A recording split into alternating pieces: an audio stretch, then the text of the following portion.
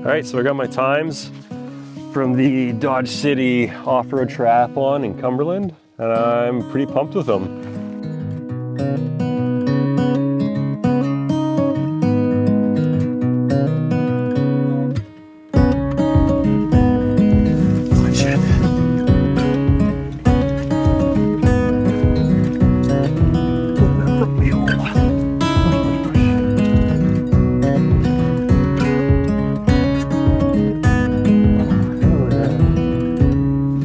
I met a man who was out on his own.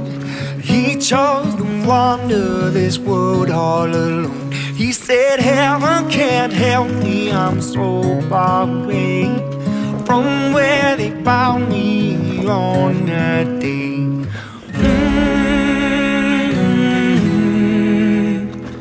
On and on he goes into the night, singing.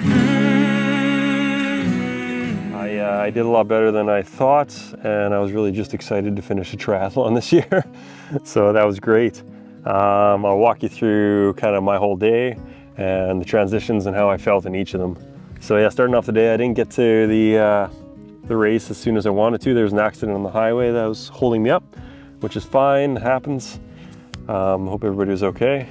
But yeah, so I didn't get to go into the swim to acclimatize my body to the cold water that I usually do. So the one thing with like the cold water, especially for me, is if I jump in without getting at least a little bit of a swim in, my chest will tighten up, the lungs just feel like they're getting half breaths in and things like that. And that's kind of what happened in this race because I didn't get that swim. But I managed to get through it. So swim right off the bat, jumped in, chest got a little tight, arms got a little cold, took a while to warm up. And since this was a sprint triathlon, basically I warmed up by the time I got to the very end. So I would have liked a longer swim. I felt really good by the very end of the swim, but not at the beginning or middle. So I ended up with a 16-minute swim, which I'd say is pretty average. 20 around me, there's 23, 26, even I think the fastest swim was probably 12, 13 minutes. So that was fine. So got out of the swim, felt really good, jogged up to my bike in the transition in T1, so that's the swim to bike transition obviously. Felt really good, got in there, took my time, just wanted to make sure I got everything right and packed everything away. Since there's 2 transitions on the triathlon, you have to pack all your stuff into a wet bag, they call it.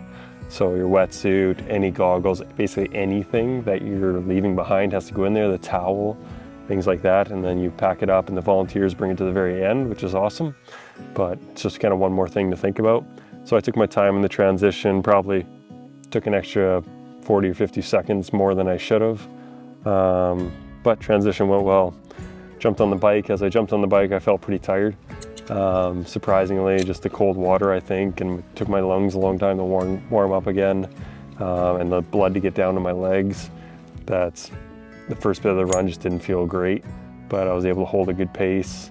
And then once my body kind of warmed up to the bike, I was, doing really well. I think being able to do the course 2 days before really helped. Not only because I knew what the course had, but also because I knew where I could push a little harder, where I could slow down or coast a little bit to save some energy before a big climb or something. But also what I found was really helpful was I had spots in my mind where I knew I could pass people and where people could pass me. So later in the bike, there's people from the championship length, the full triathlon, that were catching up to me, and they were going to obviously pass me. So I had to make sure I knew where I could be pulling over for that. So I found that really helpful. But overall, the bike went really well. Really liked the bike. Great technical downhill. I was able to make up a lot of time on, and didn't put my foot down hardly ever, which is awesome for me on a bike. Transition 2, T2 was really easy from bike to run. Basically, I'm just swapping my shoes over, putting on a hat, putting on a bib, racking the bike, helmet off, gone. So that took about 1:46. I would say I could save some time there, but I think the fastest people in that transition were 1:10, type thing. The very fastest might be a minute, but that's really, really quick.